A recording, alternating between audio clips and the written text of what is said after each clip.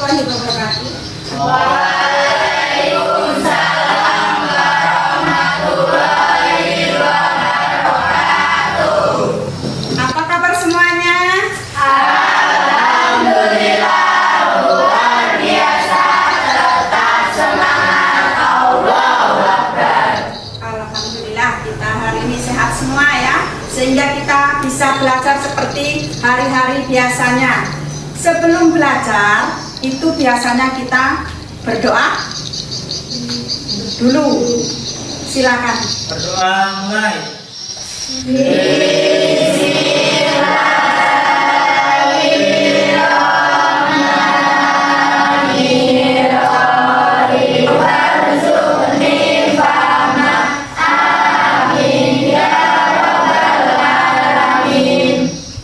Kita absen dulu ya. Lupi Ayu Ramadhani hadir. Putri Epiani hadir.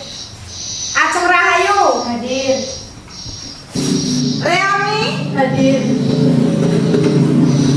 Setiap hari adalah kesempatan baru untuk jadi lebih baik. Hari ini kita mulai belajar dengan semangat baru. Jangan lupa tersenyum. Sesuai yang Ibu sampaikan materi sebelumnya kemarin, untuk selanjutnya kita buat kelompok seperti ini ya. Kalau pelajaran sebelumnya kita belajar yaitu memahami artikel ilmiah populer, sekarang kita belajar mengenai karya fiksi. Tujuan dari pembelajaran ini adalah peserta didik memahami pengertian karya fiksi dan peserta didik berlatih mengidentifikasi informasi yang ada dalam sebuah karya fiksi. Baiklah anak-anak, kita lanjut ke materi sekarang.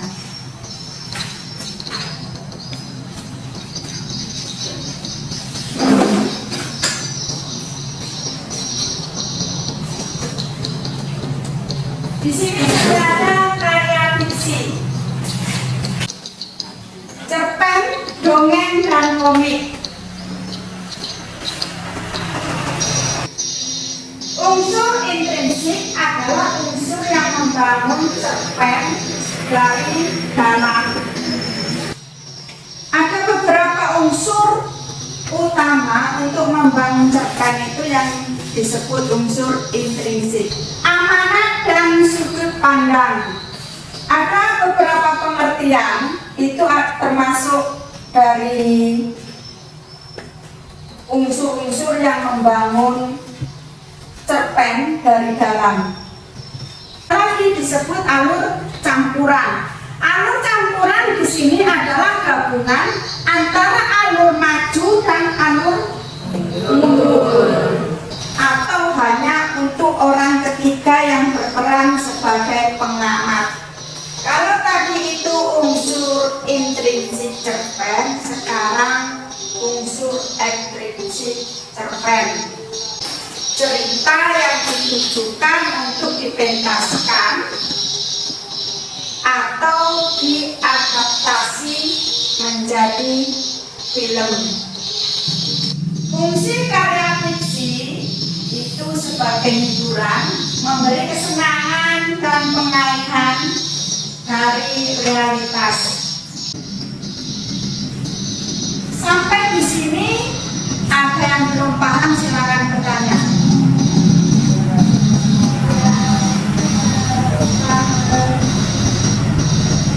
Bapak belum? Sudah. Nah, kalau sudah kita lanjutkan ke materi berikutnya.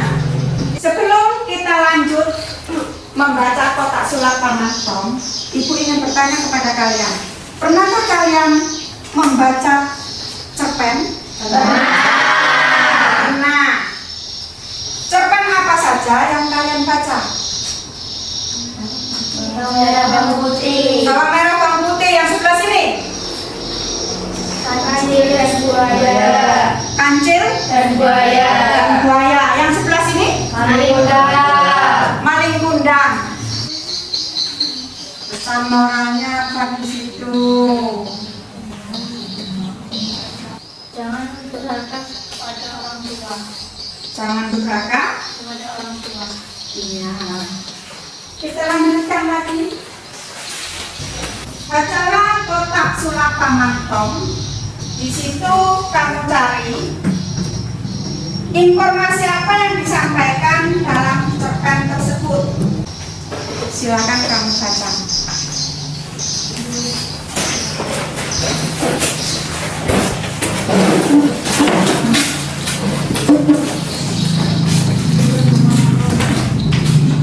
Dikasih tanda kata-kata yang kamu belum mengerti, nanti kita cari pakai kamus bahasa Indonesia.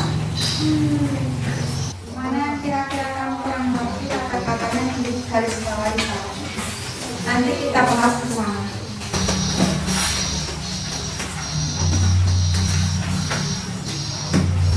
Paham. Kamu cari mana yang kurang mengerti itu di garis bawah.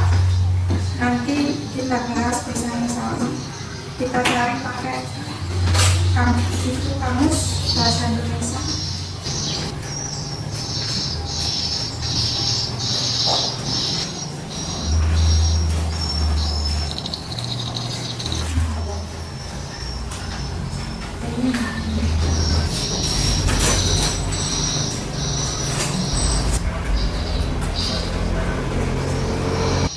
Sudah selesai semuanya? Sudah. Nah, kami kita kumpulkan dulu.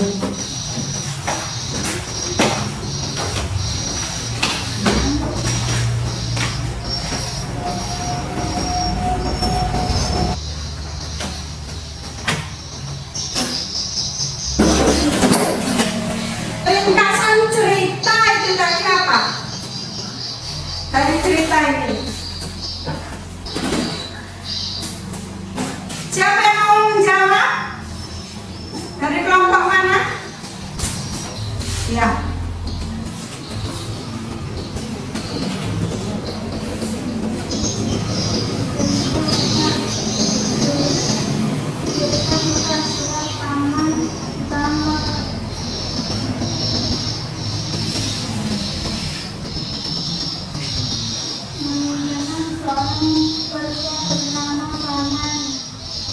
Yang memiliki sebuah kota surat ajaib. Kota tersebut mampu menyajikan berbagai kejadian tak terduga melalui petualangan yang dialami tokoh-tokohnya.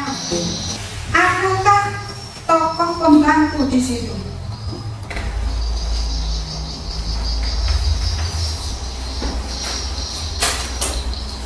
Adakah tokoh pembantu?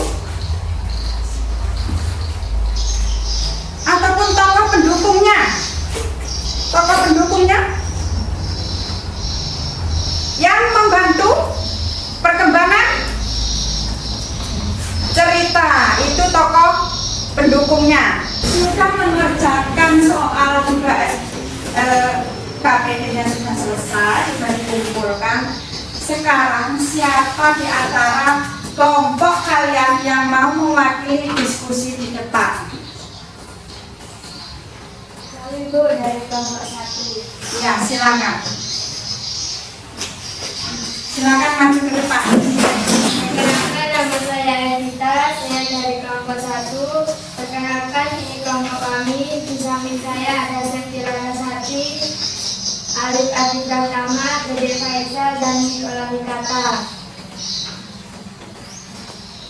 Di sini kami akan mempresentasikan hasil diskusi kelompok kami yang berjudul Kota Sulap Pamantong karya Maya Lestari GF yang akan dibacakan oleh Sophia Sati. Kota Sulap Pamantong karya Maya Lestari GF. Aku suka sekali menonton pertunjukan sulap Pamantong. Menurutnya sulap Pamantong sangatlah ajaib.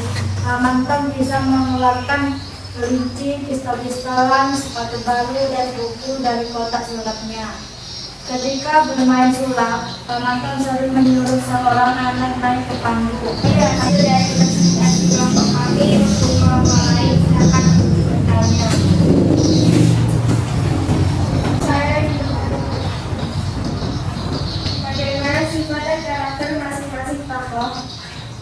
Paman seorang pria tua yang bijaksana dan penyayang. Ia dikenalkan sebagai sosok yang memiliki sifat sabar. Di balik keajaiban yang mereka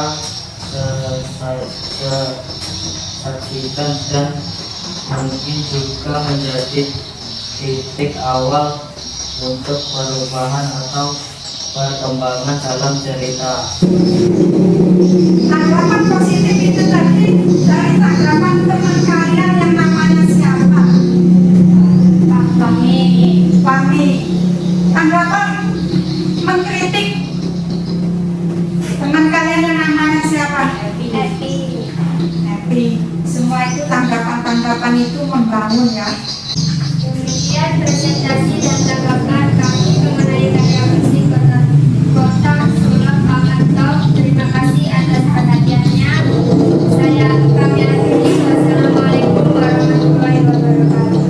Waalaikumsalam warahmatullahi wabarakatuh. Silakan duduk kembali.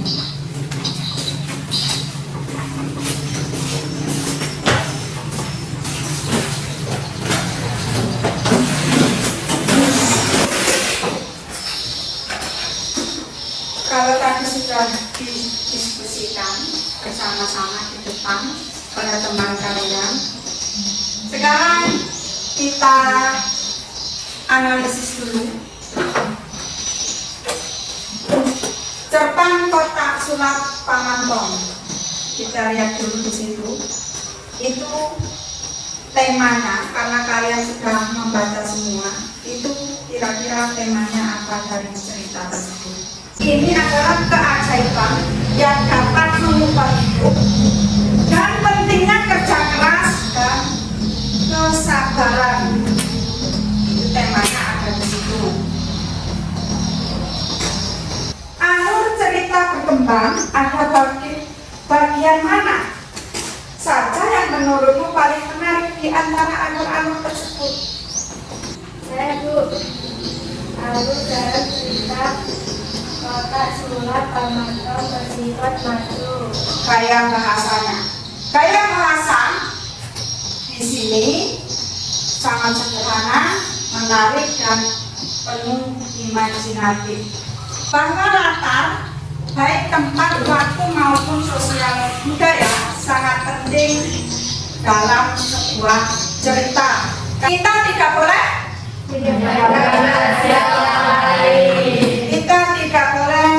menyebarkan rahasia orang lain.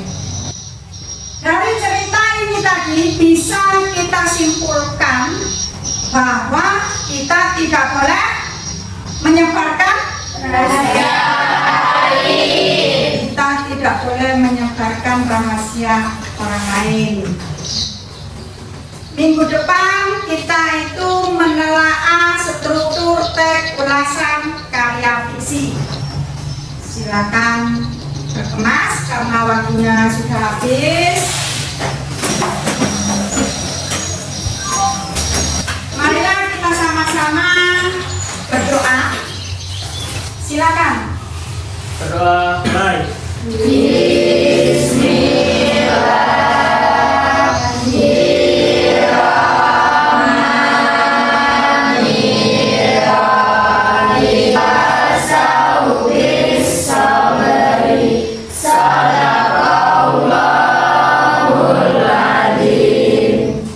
Terima kasih. Assalamualaikum warahmatullahi wabarakatuh. Waalaikumsalam warahmatullahi wabarakatuh.